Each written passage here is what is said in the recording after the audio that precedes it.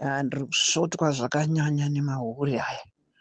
Mahuri anoisa ponzi isina nebasa rese achiora kumeso. Ihwandera vachaora kumeso. Neambi yavanozora vasinganyari. Vanovenga Geza kauya kuzosunungura nyika. Vanoda kuuraisa mabhunu naGeza, zvitunha zvevanhu. Hanzi handisi hure. Ndiani akandona ndichinyengwa. Ndichishinjaniswa. Ndiani akahwitinisa. Unofunga kuti muromo wako iwoyo, muromo wako unobudisa kutaura iwoyoyo, unofunga kuti wakanaka. Utengesi. Kuna uchitengesa ka uri muroyi, uri hure, uri zvese. Uri zvese. Zvauri ndozvaunoudzwa nevanhu. Because ungoda kubvunza mibvunzo kuti uone chekuzotengesa. Zvandisvota chekurekodha kwawakaita mabhunu at first. Uchimubvunza nekuti nezvachamisa kuti zvinenge zvakamira sei. Uri tsuro yemunhu iwewe. Unobvunzisisa. Ipapo unenge uchida kudhiga zvinhu, uchida kudhiga. Zvino hapana chatinokutaurira wena. Ipapa wachodzva. Hakuna chaunonzwa futi. Chaunonzwa kuti choda kunzwa kuti uchifambisa nyaya dzako dzecorruption idzodzo. Dzekutengesa vanhu, kuuraisa munhu ropa. Unoziva kuti ukauraisa munhu uri mutadzi mukuru chaiko chaiko, haupinde denga. Chinhu wani chatofana kuziva ndechekuti ngativake nyika. Munhu anenge auya nesununguro auya nesununguro. Kwete kuti unotaura zvisina basa rese. Kuvenga Geza, kuvenga manyaka emabhunu, kuda kuvauraisa, kuvaisa mukanwa meshumba. Wazwa nyika yakazara mapere. Nyika yakazara mapere anoda kudya vanhu neshumba. Neshumba dzoda kudya vanhu. Hausi kuzviona. Kupi kwacho kwaunoda kubayiwa, kwaunoda kuurayiwa kupi kwacho? Kwaunoda kuurayiwa ndekupi kwaunoda kuurayiwa iwewe? Zvedzvene zvako zvekunyepa zvega zvega zvokuda kutengesa vanhu. Takatarisa, tichitengesera vanhu takatarisa. Nyika ine nhamo. Kana usina nhamo nyika yakazara nhamo. Ukatenderera Zimbabwe rese kwese nyangwe nemutaundi machona imomo. Hausi kuona kuti isuweji dzega dzega. Hausi kuzviona kuti muri kunhuhwa matuzvi. Vanhu vari kujamba masuweji. Keep quiet iwe. Hausi kuona kuti vanhu vari kujamba masuweji. Hausi kuona kuti hakuna magetsi. Uri bofu unoda kutaurwa chii chiri munyika iyoyo chausiri kuona chii? Chausiri kuona nyika isina mabasa. Unoda kuti kuudza kuti chii? Iwe wega hausi kuzviona zvakataurwa naGeza kuti vari kutaura zvinhu zvine musoro. Vanhu vakuru vakatamba navanhu vakuru vanoda kutaura zvinhu zvine musoro.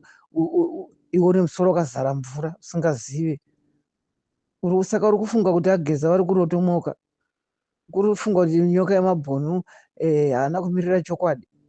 Chakataurwa naAgeza. Hapana mukomuredi ari kumbozvifarira zviri kuitika muZimbabwe. Hapana.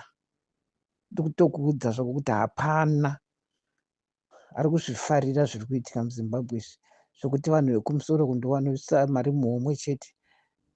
Vachipanana vachitengana vachidii. Hapana ari kuzvifarira izvozvo. Zvokubirwa marisources edu pachena chena.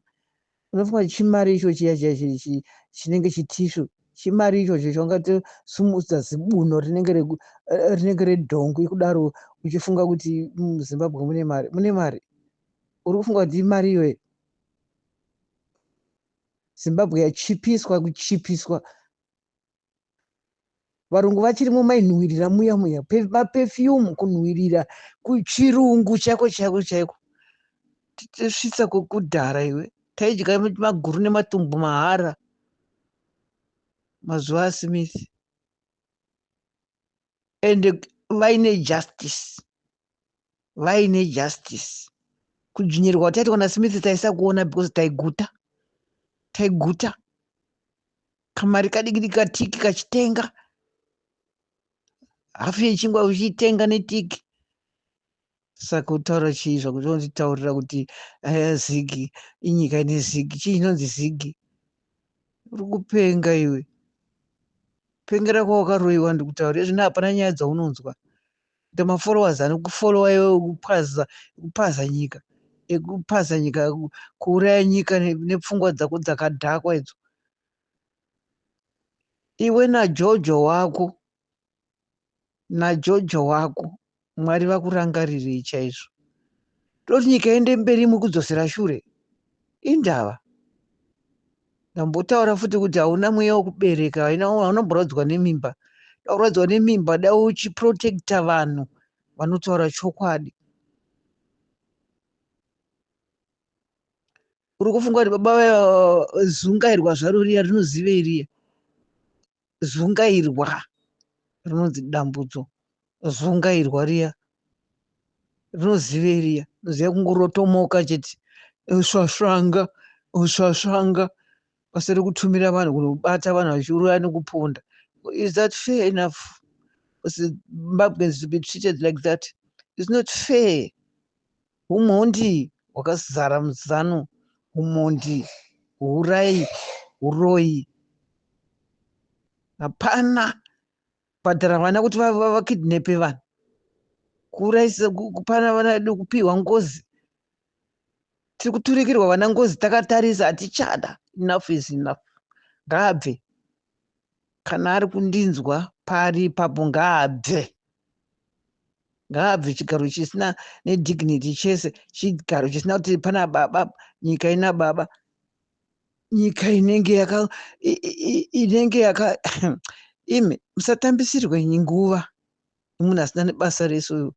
Uyu haana nebasa rese uyu munhu anonzi dambudziko kwatiri. Saka hatidi kuti isusu apota achitirotomokera nguva dzese. Hapana paakambotaurawo kuti baba nhasi vada kuadhiresa nation. Kunyatsonzwa kudoko kwairirwawo kuti regai tinonzwa kutaura kwababa.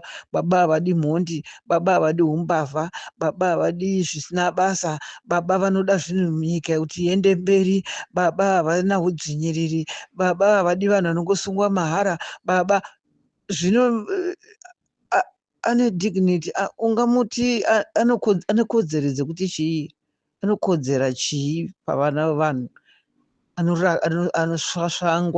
Anosvasvanga, anoita munhu wokuvhiya, wokudhedha.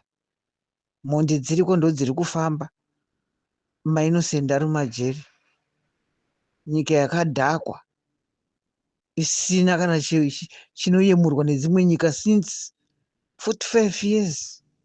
Dhololo chabuda hapana. It's just looting and looting.